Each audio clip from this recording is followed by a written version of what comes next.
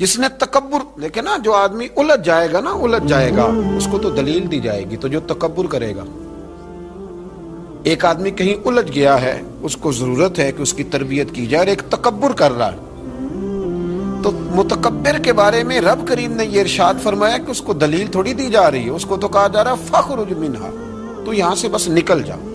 یہ سزا ہے متکبر کی۔ دنیا میں پہلا گناہ جو کیا گیا وہ تکبر ہے، اپنے آپ کو بڑا جاننا اور دوسرے کو چھوٹا سمجھنا۔ میرے نبی کریم صلی اللہ تعالی علیہ وآلہ وسلم نے ارشاد فرمایا، یہ روایت جامع ترمذی میں موجود ہے، فرمایا ایک قرض سے بری ہو کے جانا دنیا سے، اور دوسرا فرمایا یاد رکھنا تمہارے اندر تکبر اور خیانت نہ ہو، قرض نہ دینا ہو تم نے کسی کا، خیانت نہ کی ہو، اور تم نے کبھی تکبر نہ کیا ہو، فرمایا پھر رب کریم تمہیں بغیر حساب کتاب جنت عطا فرمائے۔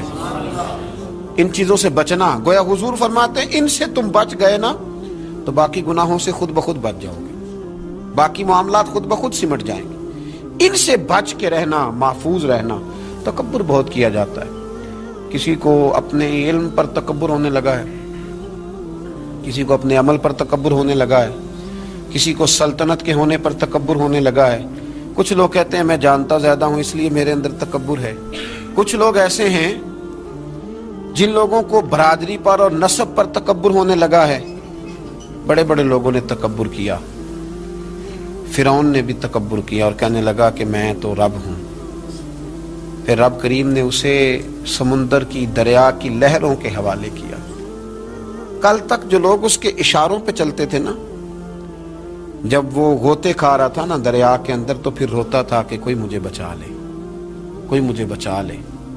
اس نے غوطے کھائے اور کہنے لگا کہ میں حضرت موسیٰ اور ہارون کے رب پر ایمان لاتا ہوں، پر اب تو سارا کچھ دیکھ داکھ کے مان رہا تھا نا، تو اس کا ایمان بھی قبول نہ ہوا، پھر پھینک دیا گیا سمندر سے باہر۔ آج تک نشان عبرت بنے ہوئے ہیں یہ لوگ۔ نمرود بھی کہتا تھا کہ معاذ اللہ میں خدا ہوں، اور جب حضرت سیدنا ابراہیم خلیل اللہ علیہ السلام نے فرمایا نا کہ آسمان تو رب تو وہ ہے جو آسمانوں کا رب ہے، رب تو وہ ہے۔ اللہ تبارک و تعالیٰ نا اس متکبر آدمی کو آزماتا ہے، اسے تھوڑا سا موقع اور دیتا ہے، تو یہ سمجھتا ہے میرا روب چل رہا ہے۔ اللہ اسے آزماتا ہے، یہ سمجھتا ہے کہ دیکھا میرا جو ہے وہ میرا عصا، میرا ڈنڈا صحیح کام کر رہا ہے، حالانکہ اللہ تو موقع دے رہا ہے۔ اور جب پھر وہ کھینچتا ہے، پھر حضور علیہ السلام فرماتے ہیں تمہارے رب سے سخت کسی کی پکڑ ہوتی نہیں۔ یہ سمجھتا ہے کہ دیکھا نا میں جیسے کہہ رہا ہوں ویسے نظام چل رہا۔ نمرود کہنے لگا میں رب ہوں، تو حضرت ابراہیم علیہ السلام نے فرمایا رب تو وہ ہے جو آسمانوں زمینوں کا رب ہے۔ کہنے لگا اچھا، اس نے نا تیر چلائے آسمان کی طرف، معاذ اللہ رب کریم کو قتل کرنے لگا۔ تیر چلائے تو اللہ نے اس کا امتحان لیا۔ تیر جب اوپر جاتا تھا تو خالی ہوتا تھا، واپس آتا تھا تو اس کو خون لگا ہوتا تھا۔ کہنے لگا دیکھا نا، پھر دیکھا نا میں نے کیا کر دیا۔ کتنا بڑا بادشاہ، پوری دنیا پہ حکومت کرنے والا، پر مالک کی بے نیازی کے قربان جائیں، ایک مچھر ہی گھسا ہے ناک میں، اور پھر وہ مچھر نکل نہیں پایا، پھر اس مچھر نے اس کو مار ڈالا۔ تکبر والے لوگ جب تکبر کر رہے ہوتے ہیں، جب بول رہے ہوتے ہیں تو کہہ رہے ہوتے ہیں تو مجھے جانتا نہیں، تجھے میرا پتہ نہیں، وہ تو کس سے بات کر رہا ہے، تجھے خبر ہے تو کس کے ساتھ گفتگو کر رہا ہے۔ اور بھائی بڑے بڑے اونچے بولنے والے، پھر اس طرح ان کی آوازیں بند ہوئی کہ کوئی ان کی سننے والا نہ ملا۔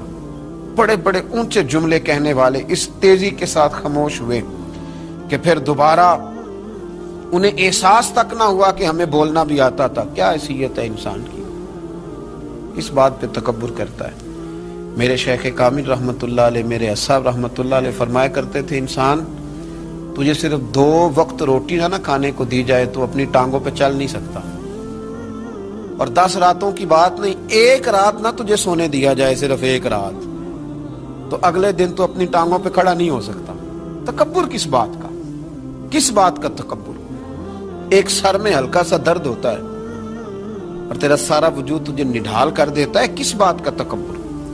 لیکن اس کے باوجود لوگ پھولے نہیں سماتے، باتیں کرتے ہیں تو بچ بچ کے، گفتگو کرتے ہیں تو کھول کھول کے، اور ہر تیسرا آدمی آ کر کے پوچھتا ہے کوئی حکم ہوا تو بتائیے گا، کوئی حکم ہوا تو بتائیے گا تکبر صرف ایک ذات کرے گی اور وہ ہے رب کریم کی ذات، کیونکہ وہ سب سے بڑا ہے، وہ اللہ اکبر ہے، وہ اللہ اکبر ہے۔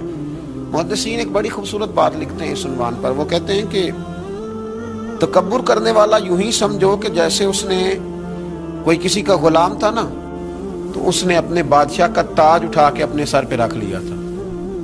تب جو بادشاہ کا تاج غلام اٹھا کے سر پہ رکھے گا تو درے تو کھائے گا، اس لیے کہ تاج تو بادشاہ کے سر پہ ہی سجتا ہے۔ تو تکبر تو اللہ کی چادر ہے، اس لیے کہ وہ سب سے بڑا ہے۔ تو اب اگر کوئی شخص اس چادر کو پکڑے گا اور کہے گا نہیں مجھے بھی بڑا بننا ہے، تو پھر درے تو وہ کھائے گا، پھر آزمائش سے تو اسے گزرنا ہے۔ کبھی بھی اپنے آپ کو بڑا نہ جانے، اور ویسے بھی انسان باتوں سے تھوڑی بڑا ہوتا ہے، بڑا تو اپنے اخلاق سے ہوتا ہے، بڑا تو اپنے کردار سے ہوتا ہے، بڑا تو وہ اس طرح ہوتا ہے کہ اگر اس کے اندر کچھ چیزیں پائی جائیں جن سے محسوس ہو کہ یہ انسان بڑا ہے، تو وہ رویے اس کے بتاتے ہیں یہ کتنا بڑا ہے۔ میرے نبی کریم صلی اللہ تعالی علیہ وسلم نے فرمایا یہ جو تکبر کرنے والے لوگ ہیں نا، قیامت کے دن اللہ انہیں چیونٹیوں کی شکل میں مسخ کر دے گا، چیونٹیوں کی شکل میں اللہ انہیں مسخ کرے گا۔ اور فرمایا اللہ تعالیٰ کو یہ اترا کے چلنے والے تکبر کرنے والے لوگ پسند نہیں آتے، بھاتے نہیں رب کریم، یہ جو اس انداز میں چلتے ہیں یہ اللہ کو بھاتے نہیں، عاجزی انکساری۔ اور میرے نبی کریم علیہ السلام نے 2 جملوں میں بات بڑے انداز میں سمجھائی، فرمایا تو اللہ کی رضا کے لیے جھک جا، اللہ تجھے عزتیں عطا فرما دے گا۔ تو رب کریم کی رضا کے لیے جھک جا، اللہ تجھے عزتیں عطا کرے گا۔ مختلف لوگوں کو نا مختلف قسم کا بخار ہوتا ہے، کچھ لوگوں کو حسب و نسب کا بہت بخار ہوتا ہے، بہت بڑا بخار ہوتا ہے کہ میں فلاں قبیلے سے ہوں، میں فلاں قبیلے سے ہوں۔ میرے رب کریم نے وضاحت کر دی، فرمایا ان اکرمکم عند اللہ اتقاکم، اگر تو اللہ کی نظر میں عزت لینا چاہتا ہے تو پھر تجھے متقی پرہیزگار بننا پڑے گا۔ باقی تو سب حضرت آدم کی اولاد ہیں، سب حضرت آدم کی اولاد، سب۔ اعلیٰ حضرت فاضل بریلوی رحمۃ اللہ تعالی علیہ تشریف فرما تھے تو حجام آیا ہوا تھا حجامت کرنے کے لیے، وہ اعلیٰ حضرت رحمۃ اللہ علیہ کا خط بنا رہا تھا، بال تراش رہا تھا، مونچھیں تراش رہا تھا، تو ایک بہت نواب بھی کبھی کبھی ملنے آیا کرتے تھے۔ تو وہ حجام صاحب ابھی بیٹھے تھے چارپائی پہ، تو وہ صاحب آ گئے جو کبھی کبھی آیا کرتے تھے، بڑے سیٹھ تھے۔ تو سرکار اعلیٰ حضرت نے فرمایا کہ میاں بیٹھ جاؤ آپ بھی۔ کہنے لگا انہی کے ساتھ بیٹھ جاؤں۔ فاضل بریلوی فرمانے لگے اگر ان کے ساتھ نہیں بیٹھ سکتے تو تشریف لے جائیے، کیونکہ میری مجلس میں جو آتے ہیں وہ سارے برابر ہی ہوتے ہیں، یہاں جتنے آتے ہیں وہ برابر ہوتے ہیں۔ اگر آپ ان کے ساتھ نہیں نہ بیٹھ سکتے صاحب تو پھر آپ گھر جائیے۔ اگر ان کے ساتھ نہیں بیٹھ سکتے، حضرت ابو ذر غفاری رضی اللہ تعالیٰ عنہ خود سنایا کرتے تھے، رویا کرتے تھے اور مزہ لیا کرتے تھے۔ فرماتے تھے ایک دن نا حضرت بلال حبشی سے بحث ہو گئی تھی، میری زبان سے نکل گیا تھا وہ حبشن کے بیٹے جناب بلال حبشی رضی اللہ تعالیٰ عنہ مسجد نبی میں پہنچے، حضور کا چہرہ انور دیکھ کے رو پڑے۔ تو کریم محبوب نے فرمایا بلال تو روتا کیوں ہے؟ عرض کی حضور لوگ مجھے حبشن کا بیٹا کہتے ہیں۔ تو یا رسول اللہ صلی اللہ تعالی علیہ وسلم یہ تو اللہ کی تقسیم ہے، اس نے کس کو کس خاندان میں پیدا کیا۔ میرے محبوب نے ممبر سجایا، صحابہ کو بلایا، فرمایا میں نے تو جاہلیت کی باتیں پیروں تلے رون دی تھی، ابھی بھی جاہلیت کی باتیں پائی جاتی ہیں، لوگوں کو کیا ہو گیا وہ بلال کو حبشن کا بیٹا کہتے ہیں۔ حضرت ابو ذر غفاری خود بتایا کرتے تھے اور مزہ لے کے بتایا کرتے تھے، فرمایا کرتے کہ میں نے جب یہ بات سنی نا تو باقی تو نہ سمجھے پر میں سمجھ گیا۔ فرماتے میں اٹھ کے حضرت بلال حبشی رضی اللہ تعالیٰ عنہ کے پاس گیا اور میں ان کے سامنے لیٹ گیا، میں نے کہا حبشن کے بیٹے اپنا پیر میرے چہرے پہ رکھ اور میں لوگوں کو بتلاؤں کہ تھا تو حبشن کا بیٹا، پر اب میرے مصطفیٰ نے بڑی شانیں عطا فرما دی، شانیں عطا کر دی۔ بندہ و صاحب و محتاج و غنی ایک ہوئے، تیری سرکار میں پہنچے تو سبھی ایک ہوئے۔ تو میرے بھائی یہ حسب و نسب کا غرور، یہ تکبر، اقبال کے سامنے آ کے کسی نے کہا کہ میرا دادا یہ تھا، میرا پردادا یہ تھا، میرا ابا یہ تھا، تو اقبال کہنے لگے تھے تو آبا تمہارے ہی مگر تم کیا ہو؟ میاں چھوڑ تو کس قبیلے کا ہے، تیرے اندر کوئی بات ہے تو بتا، تیرے اندر کوئی خوبی ہے تو اس کا ذکر کر، چھوڑ باپ دادا کی بات، تھے تو وہ آبا تمہارے ہی مگر تم کیا ہو۔ اپنی حیثیت کا تعین کریں، بڑوں کا نام لے کے اپنے آپ کو اونچا کرنے کی کوشش کرنا اور کوشش ناتمام کرنا، میرے بھائی حسب و نسب کا جو ہے وہ بہت بڑا تکبر لوگوں میں